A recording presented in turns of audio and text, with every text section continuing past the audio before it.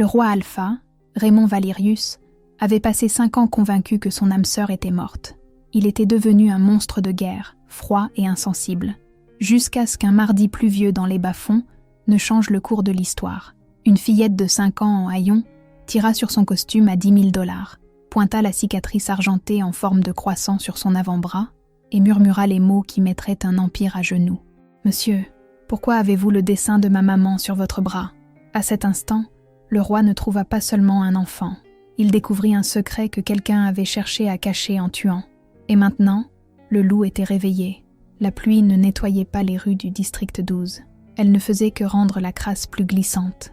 La meute d'obsidienne était la plus riche de l'hémisphère nord, une puissance technologique et militaire. Pourtant, les périphéries, les zones oubliées, ressemblaient à des cicatrices sur le visage de la terre. Raymond Valerius, le roi Alpha, haïssait ces inspections. Assis à l'arrière d'un SUV blindé, son regard était fixé sur le flou gris des immeubles qui défilaient. À 32 ans, Raymond était un homme taillé dans le granit et le regret. Il avait la réputation d'un tacticien impitoyable, un homme qui avait triplé leur territoire, mais qui n'avait pas souri en une demi-décennie.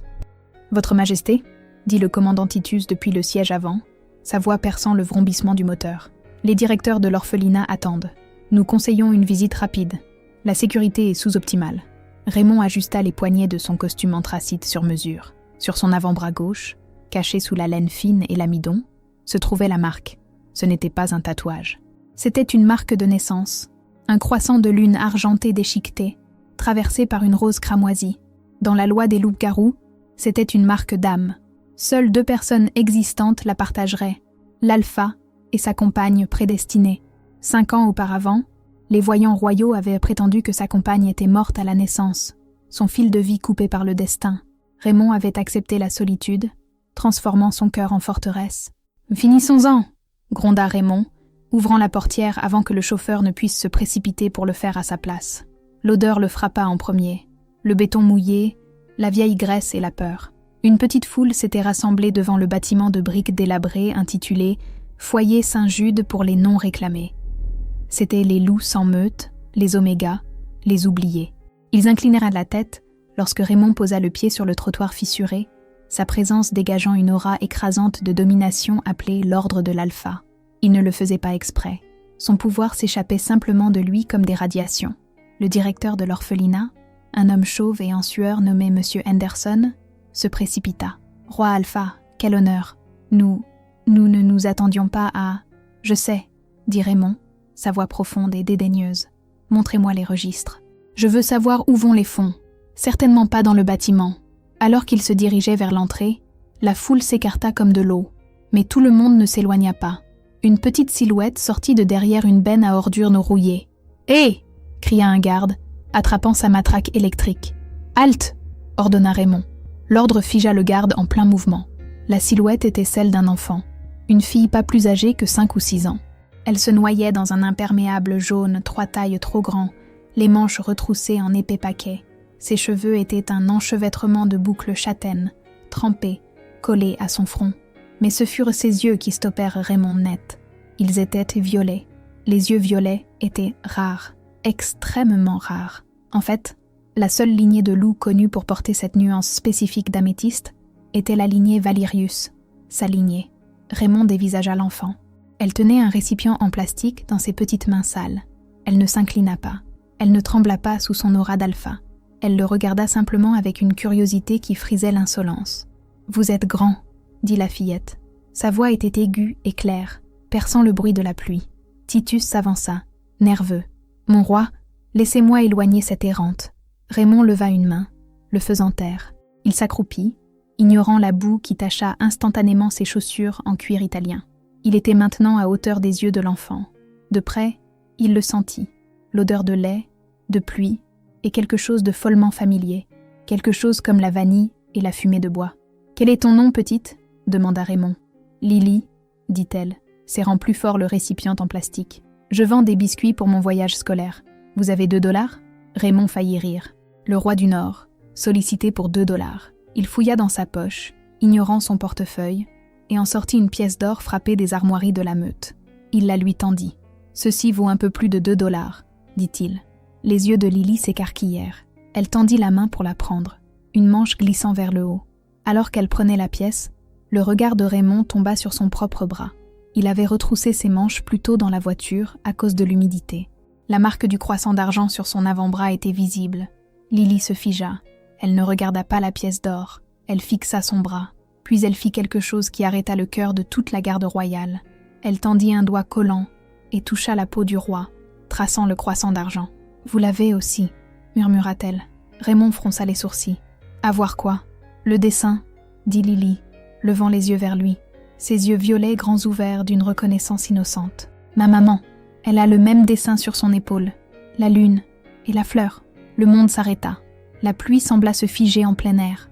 Les bruits de la ville, les sirènes, la circulation, les murmures de la foule disparurent dans un silence assourdissant. Le loup intérieur de Raymond, une bête qui était dormante et léthargique depuis des années, frappa violemment contre la cage de son esprit. Il ne se réveilla pas seulement. Il rugit. « Compagne, petite, mienne. » Raymond attrapa le poignet de l'enfant. Pas assez fort pour faire mal, mais assez fermement pour qu'elle ne puisse pas se dégager. Son cœur battait contre ses côtes comme un tambour de guerre. « Qu'est-ce que tu as dit ?» La voix de Raymond était un grognement rauque. Lily cligna des yeux, ayant l'air effrayée pour la première fois. « Ma maman, elle a cette marque. Elle dit que c'est un bobo de quand elle est née. Où est-elle ?» exigea Raymond, son contrôle s'effritant. « Où est ta mère ? Elle est au travail, » balbutia Lily, pointant un doigt tremblant vers une ruelle sombre et remplie d'ordures. « Au Rusty Spoon. Elle m'a dit d'attendre ici, mais je voulais vendre des biscuits. » Raymond se releva. Le mouvement fut si violent, si brusque que M. Henderson recula et tomba dans une flaque. « Titus !» aboya Raymond. « Bouclez ce secteur. Personne ne sort, personne n'entre. Monsieur, c'est un quartier pauvre. Nous ne pouvons pas simplement... » « J'ai dit bouclez-le !» rugit Raymond, ses yeux brillant d'un or dangereux et incandescent. « Si cet enfant dit la vérité, ma compagne n'est pas morte. Elle est ici, dans ce trou à rats. » Il baissa les yeux sur Lily, qui tremblait maintenant.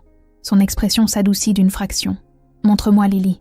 Emmène-moi à elle. » Et Lara essuyait le comptoir du Rusty Spoon pour la 100e fois de l'heure. Le restaurant sentait le café rassis, le bacon brûlé et le désespoir. C'était le genre d'endroit où les loups allaient quand ils n'avaient nulle part ailleurs où aller. Des renégats, des exilés et des démunis. Et Lara vérifia l'horloge au mur. 14h15. Lily devrait être à la garderie à côté de l'orphelinat. Le service d'Elara se terminait dans 10 minutes. Elle avait mal au dos et les pieds enflés. Être serveuse dans le district 12 était une mort lente, mais c'était le seul moyen de rester invisible. Elle ajusta le col haut de son uniforme. C'était une chose grise et laide, mais elle avait son utilité. Elle couvrait entièrement son épaule gauche. Sous le tissu, la peau la démangeait. Elle démangeait toujours quand il pleuvait. « Commande prête, Elara !» cria le cuisinier, un métamorphe ours bourru, nommé le vieux Stan, depuis la cuisine. Elara attrapa l'assiette de frites grasses. Elle avait 26 ans, mais elle en paraissait 50. Sa beauté était cachée sous des vêtements amples et aucun maquillage, ses cheveux tirés en un chignon sévère et désordonné. Elle gardait la tête basse. C'était la règle numéro 1, ne jamais établir de contact visuel. Elle était en fuite depuis 5 ans. 5 ans auparavant, elle était Elara Davis, une étudiante en médecine prometteuse dans la capitale. Puis vint la nuit du bal du solstice, la nuit où elle s'était enivrée, avait trébuché dans un salon VIP et avait passé une nuit brumeuse et passionnée avec un homme qu'elle ne pouvait pas voir clairement dans le noir. Elle s'était réveillée seule avec une marque sur l'épaule et le souvenir d'une voix qui la faisait frissonner. Des semaines plus tard, lorsque les nausées apparurent, elle se rendit à l'hôpital royal. L'infirmière jeta un coup d'œil à ses analyses de sang, vit les marqueurs ADN du père et pâlit. « Fuyez !» avait murmuré l'infirmière, tendant à Elara une clé pour une sortie de service. « Si Dame Vivien découvre que vous portez l'enfant du roi, elle vous tuera avant que vous n'atteigniez le parking. » Elara n'avait pas posé de questions. Elle savait qui était Vivien, la fille du Premier ministre, la femme que les tabloïds disaient destinée à épouser le roi Raymond. Elara avait fait un sac et avait disparu dans les bas-fonds du royaume. Elle avait élevé Lily seule dans la misère, terrifiée qu'un jour les gardes royaux n'enfoncent sa porte. La cloche au-dessus de la porte du restaurant tinta. Habituellement, lorsque les clients entraient, le niveau de bruit restait le même. Mais cette fois, le restaurant devint silencieux. Elara ne leva pas les yeux immédiatement. Elle servait du café à un camionneur. Mais ensuite, elle le sentit, une odeur. Elle la submergea comme un raz-de-marée. Bois de cèdre, pluie, Électricité à haute tension. C'était l'odeur de ses rêves, l'odeur qui la hantait depuis 5 ans. Ses mains se mirent à trembler. La cafetière s'entrechoqua contre la tasse. Non, c'est impossible. Il ne vient jamais dans le district 12. Maman! La cafetière en verre glissa des doigts d'Elara. Elle se brisa sur le sol, projetant du liquide chaud et des éclats de verre partout. Elara se retourna brusquement. Debout dans l'encadrement de la porte du restaurant miteux, ressemblant à un dieu de la guerre descendu sur terre, se tenait le roi Raymond Valerius. Il emplissait l'espace, ses larges épaules bloquant la lumière grise de l'extérieur. Il était flanqué de gardes lourdement armés, mais Elara ne les voyait pas. Elle voyait Lily tenant la main du roi, et elle voyait les yeux de Raymond. Ils étaient rivés sur elle. Le temps se déforma. Elara sentit le sang quitter son visage. Elle porta instinctivement la main à son épaule gauche, même si l'uniforme la cachait déjà. Raymond fit un pas en avant. Les lattes du plancher grincèrent sous son poids. Les clients du restaurant, des renégats durs et endurcis, se précipitèrent hors de leur banquette, se pressant contre les murs pour s'éloigner de l'alpha. « Lily !» murmura Elara, sa voix à peine audible. « Viens ici. » Lily lâcha la main du roi et courut vers sa mère, lui serrant les jambes. « Maman, regarde. Il m'a donné une pièce d'or et il a le dessin. Regarde !» Lily attrapa la main gauche d'Elara et essaya de l'éloigner de son épaule. « Arrête ça, Lily !» siffla Elara, la panique montant dans sa gorge comme de la bile. Elle regarda Raymond. « Reprenez votre pièce. Nous ne voulons pas de charité. » Raymond ignora le commentaire. Il marcha lentement vers le comptoir, ses bottes craquant sur le verre brisé de la cafetière. Il s'arrêta à seulement 2 pieds d'elle. Le comptoir était la seule barrière entre eux. Son regard était intense, scrutant son visage, cherchant quelque chose. Il regarda ses yeux fatigués, ses cheveux en désordre, l'uniforme bon marché. La douleur traversa son visage, une douleur brute et sans défense, avant d'être remplacée par un masque d'autorité d'acier. « L'enfant dit que vous avez une marque », dit Raymond. Sa voix était basse, vibrant dans la poitrine d'Elara. « Montrez-la-moi. Ma fille n'a une imagination débordante », mentit Elara. Son cœur battait si fort qu'elle pensait qu'il pourrait lui meurtrir les côtes. « C'est une tache de naissance. Une tache de vin. Rien de plus. Menteuse », gronda Raymond. Le mot n'était pas une insulte. C'était un constat. Il pouvait entendre les battements de son cœur. Il pouvait sentir les phéromones de sa détresse. Il tendit la main par-dessus le comptoir. Elara recula, attrapant un couteau à steak sur un plateau de vaisselle sale. Elle pointa la lame dentelée vers le roi du Nord. Les gardes derrière Raymond levèrent instantanément leurs fusils d'assaut. « Baissez vos armes !» rugit Raymond à ses hommes, sans jamais quitter Elara des yeux. Il regarda le couteau dans sa main tremblante, puis de nouveau ses yeux. « Tu oserais lever une arme sur ton roi ?»« Je lèverais une arme sur Dieu lui-même s'il essayait de me toucher, » dit Elara, sa voix tremblante mais féroce. « Laissez-nous tranquilles. Nous n'avons enfreint aucune loi. Tu m'as volé quelque chose, » dit doucement Raymond. « Je n'ai rien volé. Tu as volé 5 ans, » murmura Raymond. « Et tu as volé ma fille, » haleta Elara. Le secret était révélé. Il ne servait à rien de nier la paternité. Lily était son portrait craché, à l'exception des cheveux. Raymond bougea plus vite que l'œil humain ne pouvait suivre. Dans un mouvement flou, il tendit la main, la désarma doucement, jetant le couteau de côté, et agrippa le col de son uniforme. « Non !» cria Elara. D'un geste vif, il déchira le tissu au niveau de son épaule. Le restaurant tomba dans un silence de mort. Là, sur sa peau pâle, pulsant d'une faible lumière rythmique, se trouvait la marque, le croissant de lune argenté croisant une rose rouge sang. Raymond la fixa. Son souffle se coupa. Il tendit la main, ses doigts planant à quelques millimètres de la peau, tremblant. Lorsque le bout de ses doigts effleura enfin la marque, une étincelle d'électricité statique claqua entre eux, audible dans la pièce silencieuse. Elara halta, alors que le plaisir et la douleur traversèrent leurs liens. Ses genoux fléchirent. Raymond la rattrapa avant qu'elle ne touche le sol. Il la serra contre sa poitrine, enfouissant son visage dans le creux de son cou, inhalant profondément. La bête en lui s'apaisa, ronronnant d'une satisfaction qui ébranla ses os. « Mienne !»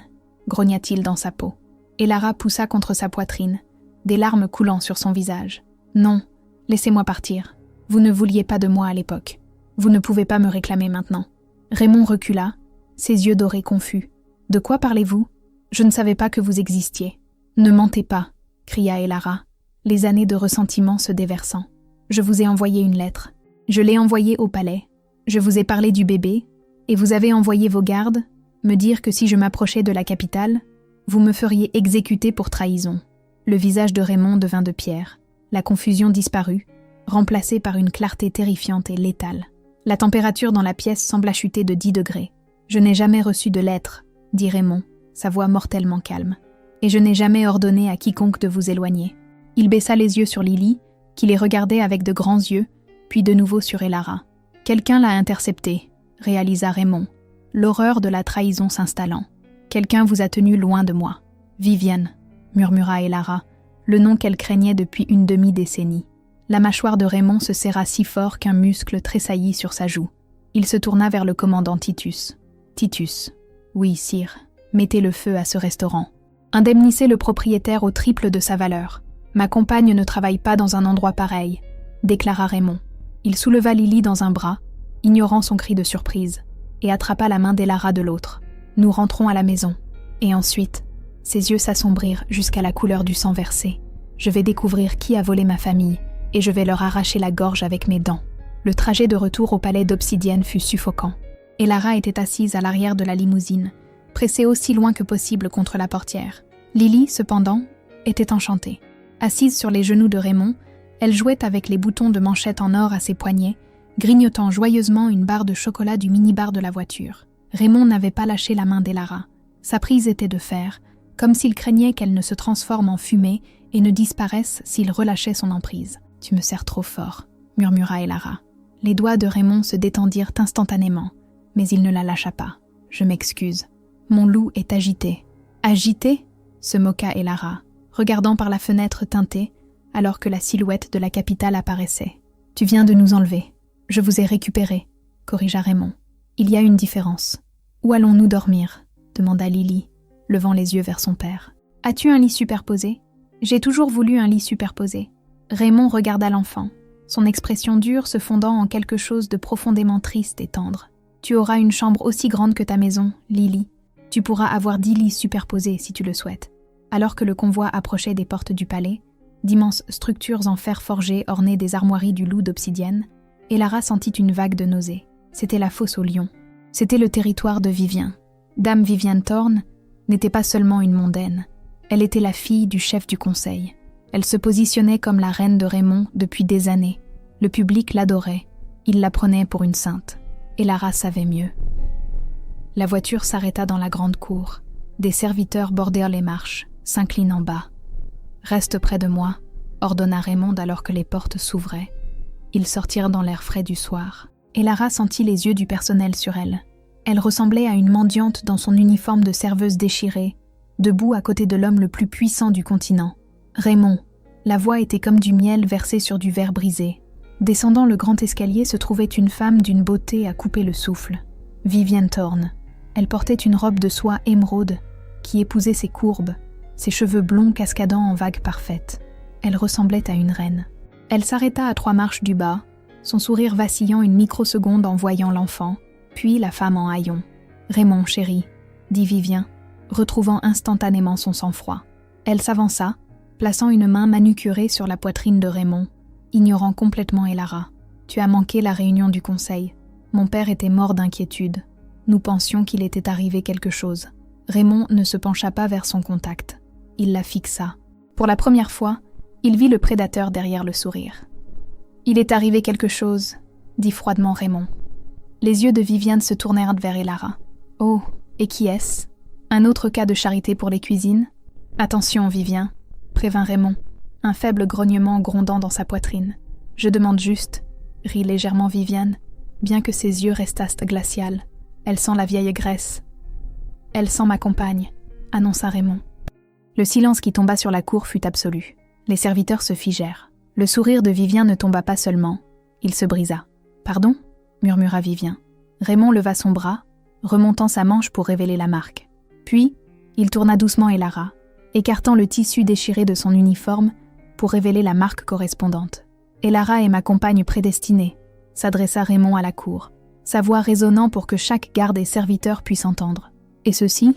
Il posa une main sur la tête de Lily. « Voici la princesse Lily, ma fille. » Viviane recula comme si elle avait été giflée, son visage vidé de toute couleur. « Impossible. Les voyants ont dit, les voyants ont menti », la coupa Raymond.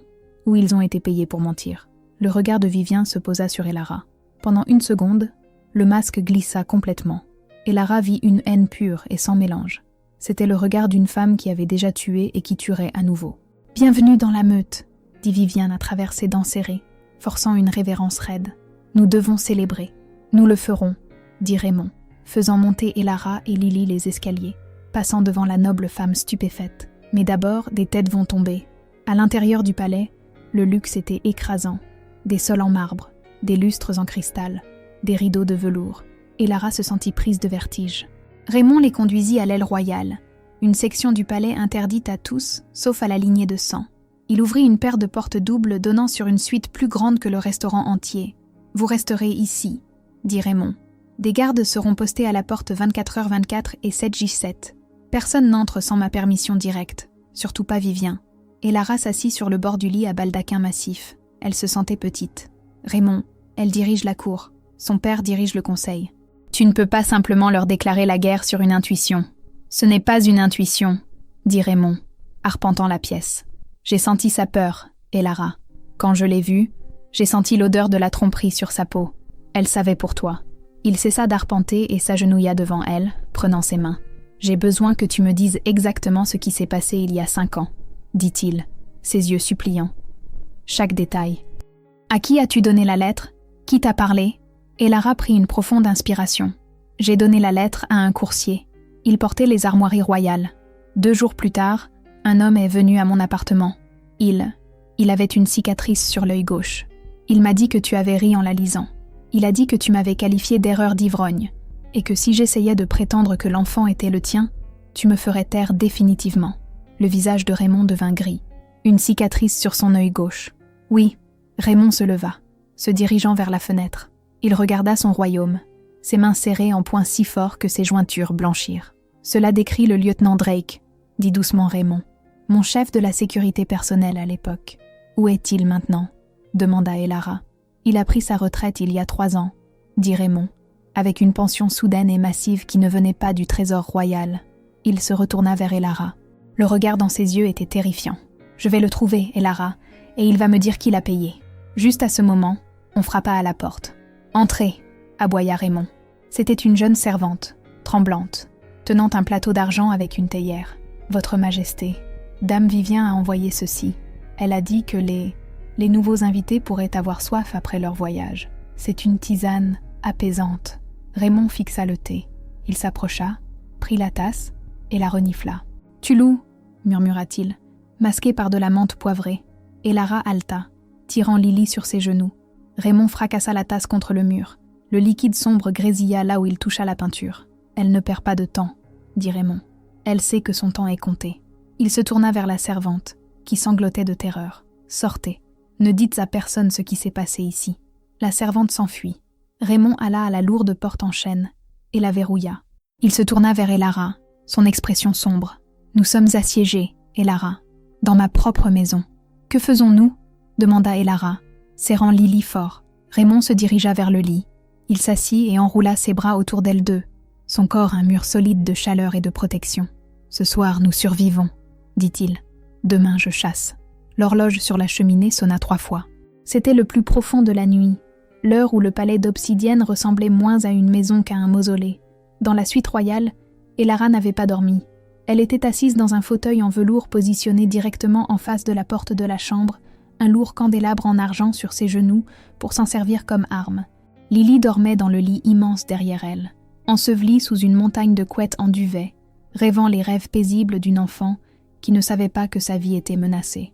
Raymond se tenait près des portes du balcon, boutonnant une chemise tactique noire. Il avait abandonné le costume du roi pour revêtir la tenue d'un prédateur, des bottes de combat, un pantalon cargo sombre et un étui attaché à sa cuisse. « Tu pars ?» dit Elara. Ce n'était pas une question. Raymond se tourna. Le clair de lune attrapa les angles vifs de son visage, soulignant l'épuisement et la rage qui couvaient sous sa peau. « Je ne peux pas rester ici et attendre qu'il frappe à nouveau. Le thé était un tir de semonce. Si je ne riposte pas ce soir, ils me croiront faible. Tu vas le trouver, » murmura Elara, l'homme à la cicatrice. « Drake, » confirma Raymond. « Il sait où les corps sont enterrés parce que c'est lui qui a creusé les tombes. » Il traversa la pièce et s'agenouilla devant elle. La disparité de leur pouvoir était palpable. Il était une arme mortelle, et elle, une serveuse fatiguée. Pourtant, il la regardait avec une révérence qui lui coupa le souffle. « Titus est devant la porte avec 4 de mes gardes prétoriens personnels, » dit Raymond, sa voix basse et urgente. « Ils ont l'ordre de tuer quiconque approche de cette aile, y compris le Premier ministre. N'ouvre la porte à personne d'autre que moi. »« As-tu compris ?» Et Lara hocha la tête, agrippant le métal froid du candélabre. « Reviens. Toujours, » jura Raymond. Il se pencha, déposant un baiser bref et brûlant sur son front. Puis il se glissa sur le balcon et disparut dans la nuit, sautant 3 étages jusqu'au jardin en contrebas avec le silence d'un fantôme. La pluie était revenue, fouettant le pare-brise de la berline noire banalisée alors que Raymond roulait vers la périphérie de la ville. Il ne se dirigeait pas cette fois vers les bas-fonds, mais vers le secteur doré, un quartier de vastes domaines où généraux à la retraite et politiciens corrompus dépensaient leur argent sale. Drake vivait dans une forteresse de verre et d'acier surplombant la rivière. C'était une maison achetée avec le prix du bonheur d'un roi. Raymond ne s'embêta pas avec l'interphone. Il gara la voiture à la grille, s'approcha des barreaux d'acier et les agrippa. Avec un grognement qui vibra dans l'air humide, il arracha le mécanisme de verrouillage électronique du pilier en béton. La grille s'ouvrit avec un grincement de métal torturé. Il remonta l'allée. Les lumières de sécurité s'allumèrent. 2 gardes de sécurité privés, des gros bras, sortirent de l'ombre du porche. « Propriété privée !» cria l'un d'eux, cherchant une arme. Raymond ne ralentit pas. « Partez et vous vivrez. » Les gardes hésitèrent. Ils virent les yeux dorés et brillants. Ils sentirent le pouvoir alpha écrasant. L'instinct de survie prit le dessus. Ils laissèrent tomber leurs armes et s'enfuirent dans les bois. Raymond défonça la porte d'entrée.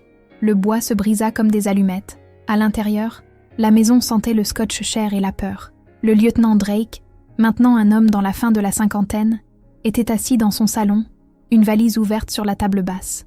Il avait vu les nouvelles. Il savait que le roi était revenu avec un enfant. Drake leva les yeux, le visage pâle.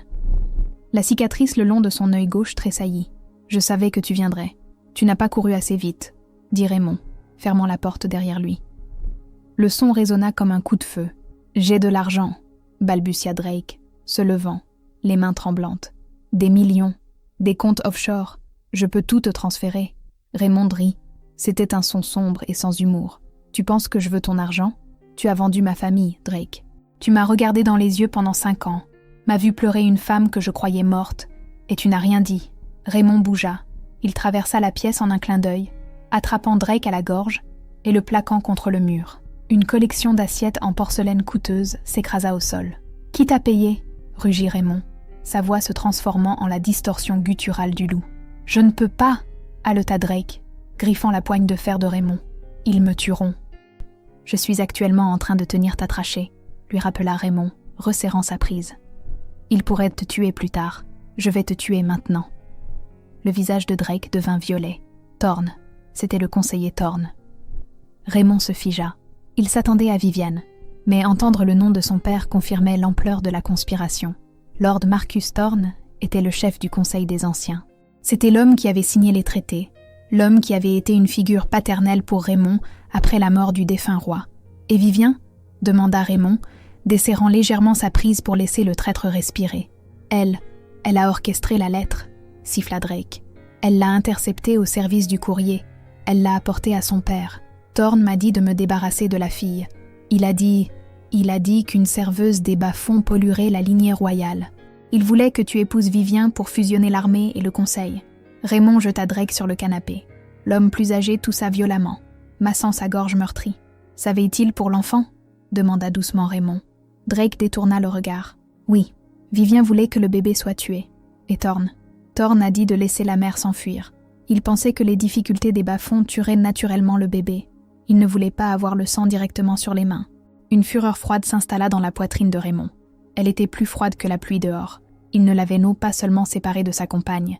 Ils avaient parié sur la mort de sa fille par la pauvreté. « Tu as le choix, Drake, » dit Raymond, sortant un enregistreur numérique de sa poche. « Confesse tout maintenant, ou je laisse sortir mon loup. » Et il a très très faim. Drake regarda l'enregistreur, puis la bête dorée qui habitait les yeux de Raymond. Il commença à parler. 2 jours plus tard, le palais d'Obsidienne était en effervescence. La nouvelle du retour du roi Alpha avec une femme mystérieuse avait fuité dans la presse, probablement par la volonté de Vivien. Pour contrôler le récit, le conseil avait forcé la main de Raymond. Ils avaient invoqué une ancienne tradition, le gala au clair de lune. C'était un événement obligatoire, où l'Alpha présentait sa compagne potentielle à l'élite de la meute pour approbation. Dans la sécurité de la suite royale, Elara se regardait dans le miroir en pied. Elle reconnaissait à peine la femme qui s'y reflétait. Les stylistes du palais, sous la supervision stricte de Raymond pour s'assurer qu'il n'y ait aucun sabotage, l'avaient transformée. Ses cheveux, autrefois en désordre et ternes, étaient maintenant une cascade brillante de vagues châtaines. Sa peau, habituellement pâle de fatigue, rayonnait de santé. Elle portait une robe de velours bleu nuit, à épaules dénudées, avec une fente remontant le long de la cuisse gauche. C'était élégant, royal et provocateur. Mais le détail le plus important était l'encolure. Elle était coupée spécifiquement pour révéler la marque sur son épaule gauche. « Tu ressembles à une reine », dit une petite voix. Elara se tourna. Lily était assise sur le lit, portant une version miniature de la robe bleue. Elle ressemblait à une poupée, mais ses yeux contenaient une maturité qui brisait le cœur d'Elara. « Je me sens comme une imposture », admit Elara, s'accroupissant pour ajuster la ceinture de Lily. « Ces gens, ils ne sont pas comme nous, Lily. Ils mangent des requins comme nous au petit déjeuner. »« Papa est aussi un requin, » dit Lily d'un ton neutre. « Et il t'aime bien. » Elara sourit faiblement. « Oui, c'est le plus grand des requins. » La porte s'ouvrit et Raymond entra. Il s'arrêta net. Il portait son uniforme militaire de cérémonie, une tunique noire, des galons dorés, des médailles de bravoure brillant sur sa poitrine, et une lourde cape de velours drapée sur une épaule. Il était d'une beauté dévastatrice et totalement intimidant. Il s'approcha d'Elara, ses yeux la dévorant. « Si je n'avais pas à te présenter à ces vautours, je verrouillerais cette porte, et je te garderais ici pour toujours. Cela ressemble à une menace, » taquina Elara, bien que son pouls s'accéléra. « C'est une promesse, » murmura Raymond, lui baisant les doigts. « Es-tu prête ?»« Non, » dit honnêtement Elara, « mais je ne les laisserai pas me voir trembler. »« Bien, parce que ce soir n'est pas seulement une fête, c'est un champ de bataille. » La grande salle de bal était une mer de diamants, de soie et d'hypocrisie. 500 des loups-garous les plus puissants du continent étaient rassemblés, tenant des flûtes de champagne en cristal, chuchotant derrière leurs mains. Lorsque le héros annonça « Sa Majesté, le roi Raymond Valerius et ses invités », la salle devint silencieuse. Raymond descendit le grand escalier avec Elara à son bras et Lily tenant son autre main. Il ne marchait pas, il rôdait, la tête haute, son expression défiant quiconque de parler. Elara égalait son pas, le menton levé, exposant son cou, un signe de soumission à son alpha, mais de défi à tous les autres. Au bas de l'escalier, la foule s'écarta. Debout au centre de la piste, comme une vipère dans un parterre de fleurs, se tenait Dame Vivien. Elle portait du blanc, un geste calculé pour paraître innocente et nuptiale. Son père, le conseiller Thorne, se tenait à ses côtés. C'était un homme grand, aux cheveux d'argent et au sourire de grand-père qui n'atteignait pas ses yeux froids et calculateurs. « Votre Majesté » s'inclina Thorne. « Et Mademoiselle Davis, bienvenue. »« Conseiller » acquiesça Raymond, la voix sèche. « Je crois que vous connaissez ma fille, Lily. » Thorne regarda l'enfant. Pendant une fraction de seconde, le dégoût vacilla dans ses yeux. Une charmante enfant, bien qu'on puisse s'interroger sur son pédigré. L'insulte était subtile, mais elle fit mouche. La foule murmura. « Son pédigré » dit Raymond, sa voix s'amplifiant à travers la pièce sans microphone. « Et Valerius. Elle est de sang royal. Et Elara est ma compagne prédestinée. » « L'est-elle vraiment ?» s'avança Vivien, sa voix douce et venimeuse. « C'est une histoire romantique, Raymond. Vraiment. Mais nous devons être prudents. Il existe des technologies. Les tatouages peuvent être falsifiés. Les odeurs peuvent être masquées avec des produits chimiques.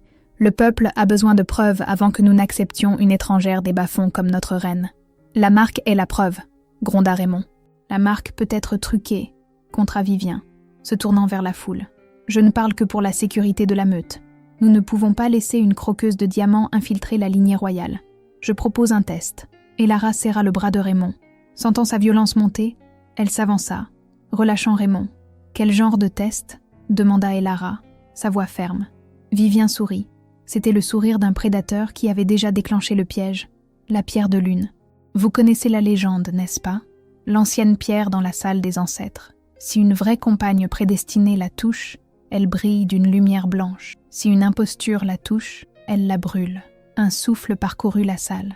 La pierre de lune était un artefact d'une immense puissance. « Faites-le », dit Raymond immédiatement. « Apportez la pierre. Inutile de la porter », dit Thorn doucement. « Nous l'avons déplacée ici pour l'occasion. » 2 gardes firent rouler un piédestal recouvert d'un drap de velours. Thorn retira le drap. En dessous se trouvait une pierre brute et déchiquetée qui pulsait d'une faible lumière étrange. Elara regarda la pierre. Elle sentit une étrange attraction vers elle. « Allez-y », la nargua Vivien. « À moins que vous n'ayez peur. » Raymond s'approcha d'Elara. « Tu n'es pas obligé de faire ça. Je me fiche de ce qu'il pense. »« Moi si, » murmura Elara. « Si je ne le fais pas, Lily sera traitée de bâtarde pour toujours. » Elle marcha vers la pierre. La salle était si silencieuse qu'on pouvait entendre la pluie dehors. Elara tendit la main. Sa main tremblait légèrement. Elle prit une inspiration et pressa sa paume contre la roche froide. Pendant 1 seconde, rien ne se passa. Vivien eut un sourire suffisant. « Vous voyez, rien. C'est une fraude. » Une onde de choc de pure lumière blanche aveuglante explosa de la pierre. Elle ne se contenta pas de briller. Elle rayonna comme une étoile. La force de la lumière projeta Vivien à terre. Les vitraux de la salle de bal tremblèrent. La lumière tourbillonna le long du bras d'Elara, l'enveloppant comme une chose vivante, et fusa dans les airs, formant l'image d'un loup massif hurlant à la lune. Elara haleta, retirant sa main, indemne. La foule tomba à genoux. Ce n'était pas seulement une acceptation, c'était une proclamation divine. Raymond éclata de rire, un son de pur triomphe. Il s'approcha, attrapa Elara et l'embrassa fougueusement devant toute la cour. « Contemplez votre reine !» cria Raymond. La foule se mit à acclamer, scandant « Reine Elara, Reine Elara !» Mais dans un coin, le conseiller Thorn aidait sa fille à se relever. La robe de Vivienne était tachée de vin de sa chute. Son visage était tordu en un masque de pure folie. « Ce n'est pas fini », lui murmura Thorn. « Plan B ». Vivienne hocha la tête, essuyant du sang de sa lèvre. « Prépare l'équipe. Si je ne peux pas être la mère de l'héritier, alors il n'y aura pas d'héritier. » La célébration dura jusqu'à l'aube. Elara était épuisée, mais exaltée. Pour la première fois en 5 ans, elle ne se sentait pas comme une fugitive. Elle sentait qu'elle était à sa place. Raymond avait été entraîné par un groupe de généraux qui voulèrent prêter allégeance à la nouvelle reine. Elara profita de l'occasion pour emmener Lily se coucher à l'étage. « Je suis fatiguée, maman », bâilla Lily alors qu'elle marchait dans le long couloir tapissé de l'aile royale. « Je sais, mon bébé. Juste quelques pas de plus », dit Elara. Elles atteignirent la porte de la suite. Les gardes s'inclinèrent et l'ouvrirent. Elara entra, se tournant pour verrouiller la porte derrière elle, comme elle le faisait toujours. « Maman !» Elara se figea. La voix ne venait pas de derrière elle. Elle venait de la salle de bain. Elle se retourna brusquement. Lily avait disparu. « Lily !» appela Elara, la panique s'emparant d'elle instantanément. Elle lui tenait la main il y a à peine 1 seconde. « Lily !» Elle retourna en courant dans le couloir. Les gardes se tenaient là, l'air confus. « Où est-elle » cria Elara. « Où est la princesse ?»« Elle est entrée avec vous, votre majesté » balbutia un garde. « Elle n'est pas là-dedans » Elara retourna en courant dans la chambre. Elle vérifia sous le lit, dans le placard, sur le balcon. Rien. Puis elle le vit. Sur l'oreiller du lit, il y avait une seule rose noire et un mot. Elara attrapa le mot, ses mains tremblant si violemment qu'elle déchira le papier. « Le sang du roturier doit être purgé. Venez seul à l'ancien clocher. Si vous le dites à l'alpha, la fille meurt. » Le monde d'Elara s'effondra. Sa vision se brouilla. Un cri s'échappa de sa gorge, brut et primal. « Raymond !» En bas, dans la salle de bal, Raymond laissa tomber son verre de champagne. Le lien, la connexion psychique entre compagnons, hurla dans sa tête. Il sentit la terreur d'Elara comme un coup physique. « Bougez !» rugit-il, bousculant un général. Il sprinta vers les escaliers, son loup prenant le dessus, sa vitesse devenant floue. Il fit irruption dans la chambre quelques secondes plus tard pour trouver Elara par terre, serrant le mot, sanglotant hystériquement. « Ils l'ont prise !» suffoqua Elara. « Ils ont pris mon bébé !» Raymond arracha le mot. Il le lut en un clin d'œil. Ses yeux devinrent complètement noirs. Pas d'or, juste le vide. « Titus !» beugla Raymond, sa voix faisant trembler les fondations du palais. Le commandant Titus apparut dans l'embrasure de la porte, l'arme tirée. « Bouclez la ville !» ordonna Raymond, sa voix dépourvue de toute humanité. Chaque route, chaque tunnel, chaque voie aérienne. Si une mouche quitte cette ville, j'exécuterai le garde-frontière. « Où vas-tu » cria Elara, attrapant son bras. Le mot dit « seul ». Ils te veulent seuls pour pouvoir vous tuer toutes les deux, dit Raymond, la relevant. Ils ont fait une erreur. Ils pensent que je respecte les règles. Il se dirigea vers le mur et décrocha une énorme épée de son support. La lame était d'un acier ancien, forgé pour tuer des bêtes surnaturelles. Viviane et Thorn sont au clocher, dit Raymond. Ils vont essayer d'accomplir un rituel, un sacrifice pour briser le lien. Il regarda Elara. Peux-tu courir ? Elara essuya ses larmes. Son visage se durcit. La mère était partie. La louve était là. Je courrai, dit Elara. Et je la tuerai. Bien, dit Raymond. Allons chasser. L'ancien clocher était une ruine à la lisière des terres du palais, une relique d'une époque plus sombre. Le tonnerre grondait au-dessus de leurs têtes, alors que Raymond et Elara approchaient à travers la forêt dense. Ils pouvaient les sentir. La puanteur des renégats, des mercenaires engagés, entourait la tour. « Il y en a 10 au sol », murmura Raymond, ses sens s'étendant dans l'obscurité, et 2 au sommet. « Lily » demanda Elara. Je peux entendre son cœur battre.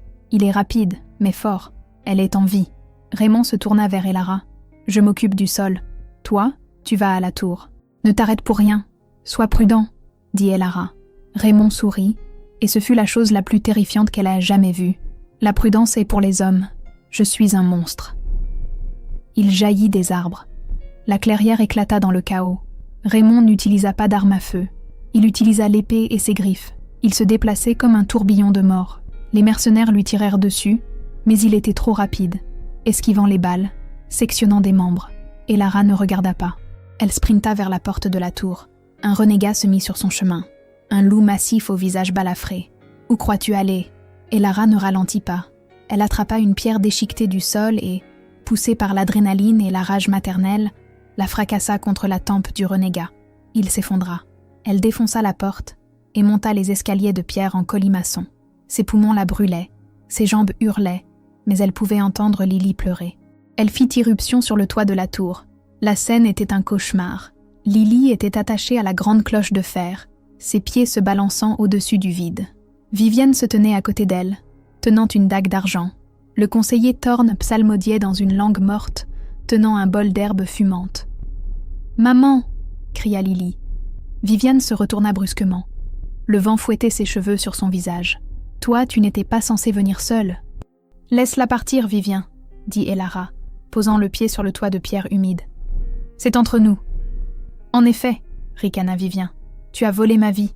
Je suis née pour être reine. »« Tu es née pour être une psychopathe, » cracha Elara. « Tue la gamine, Viviane, » cria Thorn, arrêtant son chant. « Fais-le maintenant. » Viviane leva la dague. « Non » cria Elara. Elle se lança en avant. Elle n'était pas une guerrière entraînée. Elle ne connaissait pas les arts martiaux, mais elle était une mère. Elle plaqua Viviane, la projetant contre la balustrade de pierre. La dague glissa sur le sol. Viviane était plus forte, alimentée par des années d'entraînement au combat. Elle frappa Elara au visage, lui fendant la lèvre. Elara recula. Viviane l'attrapa à la gorge et la poussa par-dessus le bord de la balustrade. Elara se balança au-dessus du vide de 30 mètres, ses talons raclant contre la pierre humide. Les mains de Viviane étaient serrées autour de son cou. « Meurs, ordure !» siffla Viviane. Soudain, une ombre tomba sur elle. Thorn cria. Viviane leva les yeux. Raymond avait escaladé le côté de la tour. Il sauta par-dessus le parapet, atterrissant derrière Thorn. Il n'hésita pas. Il frappa le conseiller du revers de la main, en voyant le vieil homme voler contre le mur. Thorn s'effondra, inconscient. Raymond se tourna vers Vivien. Viviane lâcha la gorge d'Elara sous le choc. Elara remonta sur le toit, haletant. « Raymond, attends !» plaida Vivien, levant les mains. « C'était mon père. Il m'a forcé. » Raymond marcha vers elle. Il ne ressemblait pas à un roi. Il ressemblait au jour du jugement. « Tu as touché ma fille », dit doucement Raymond. Il attrapa Viviane par le devant de sa robe et la souleva du sol. Il la tint au-dessus du bord de la tour, la même chute par laquelle elle avait essayé de jeter Elara. « Raymond, s'il te plaît !» hurla Vivien. « Je suis une noble. Tu ne peux pas me tuer. Tu n'es rien, » dit Raymond. Il ne la laissa pas tomber. Ce serait trop facile. Il la ramena en arrière et la jeta sur le sol au pied d'Elara. « Elle est à toi, » dit Raymond à Elara. Elara regarda la femme qui avait fait de sa vie un enfer. Elle regarda la dague sur le sol. Elle la ramassa. Viviane se recroquevilla. « Non, s'il te plaît. » Elara se dirigea vers les cordes qui liaient Lily. Elle utilisa la dague pour les couper. Lily tomba dans ses bras, sanglotant. Elara serra sa fille fort puis regarda Vivien. « Je ne te tuerai pas, » dit froidement Elara. « La mort est trop rapide. » Elle se tourna vers Raymond. « Prive-les de leur titre. Jette-les dans les cachots noirs. Laisse-les pourrir dans le noir, oubliés. Laisse-les devenir les moins que rien qu'ils détestent tant. » Raymond sourit, ses yeux brillants de fierté, comme ma reine l'ordonne. D'ici, 6 mois s'étaient écoulés depuis la nuit au clocher. Le royaume d'Obsidienne était transformé. Avec la corruption de la famille Thorne éradiquée, Raymond avait lancé une réforme massive. Les fonds qui allaient autrefois dans des comptes secrets étaient maintenant dirigés vers le district 12. L'orphelinat où Lily avait vécu fut reconstruit en une école ultramoderne. C'était un après-midi ensoleillé dans les jardins du palais. Elara était assise sur une couverture de pique-nique, regardant Lily chasser un papillon. Lily ne portait plus de haillons. Elle portait une robe d'été jaune vif, et son rire résonnait, clair et heureux. Raymond était allongé la tête sur les genoux d'Elara, les yeux fermés, l'air plus paisible qu'il ne l'avait été depuis des décennies. Il avait troqué son uniforme militaire pour une simple chemise en lin. « À quoi penses-tu » demanda Elara, passant ses doigts dans ses cheveux sombres. Raymond ouvrit un œil. « Je pense que je dois offrir un panier de fruits au lieutenant Drake. » Elara rit. « Un panier de fruits ? Tu l'as mis dans une prison de haute sécurité à vie. »« Oui, mais il a gardé l'enregistrement. » sourit Raymond. « Cet enregistrement m'a aidé à purger la moitié du conseil. » Il se redressa, passant son bras autour de la taille d'Elara. Il la serra contre lui, inhalant son parfum. Vanille, fumée de bois et foyer. « Tu sais, » dit sérieusement Raymond, « Lily demande quelque chose. »« Un poney, » devina Elara. « Parce que nous n'avons pas de place pour un poney. »« Non, » sourit Raymond, sa main reposant doucement sur le ventre d'Elara. « Elle veut un frère. » Elara rougit, couvrant sa main de la sienne. « Eh bien, le médecin royal a dit que les nausées matinales commenceraient bientôt. » Raymond se figea, ses yeux s'écarquillant. Elara, elle hocha la tête, des larmes de bonheur piquant ses yeux. « Tu vas être à nouveau père, Raymond, le roi Alpha, le fléau du Nord, l'homme qui faisait trembler les armées, poussa un cri de joie qui fit s'envoler les oiseaux des arbres. Il plaqua Elara sur l'herbe douce, la couvrant de baisers, tandis que Lily accourait en gloussant pour se joindre à la mêlée. « Je t'aime », murmura Raymond contre ses lèvres. « Je t'aime aussi », répondit Elara. La pluie était partie, la tempête était terminée, et le loup avait enfin sa meute. Et c'est l'histoire de comment une petite fille, dans un imperméable jaune, a fait tomber un empire de mensonges et a réuni 2 âmes destinées l'une à l'autre. Cela nous rappelle que parfois les plus petites personnes détiennent les plus grandes vérités et que même les cœurs les plus froids peuvent être réchauffés par la chaleur de la famille. Si vous avez apprécié cette histoire de trahison, de Raymond et de justice, s'il vous plaît, cliquez sur le bouton « J'aime ». Cela aide vraiment la chaîne à se développer. N'oubliez pas de vous abonner et de cliquer sur la cloche de notification pour ne jamais manquer une nouvelle histoire. Qu'avez-vous pensé de la décision d'Elara d'épargner Vivien ? Auriez-vous fait la même chose ? Faites-le moi savoir dans les commentaires ci-dessous. Merci d'avoir regardé et à la prochaine histoire.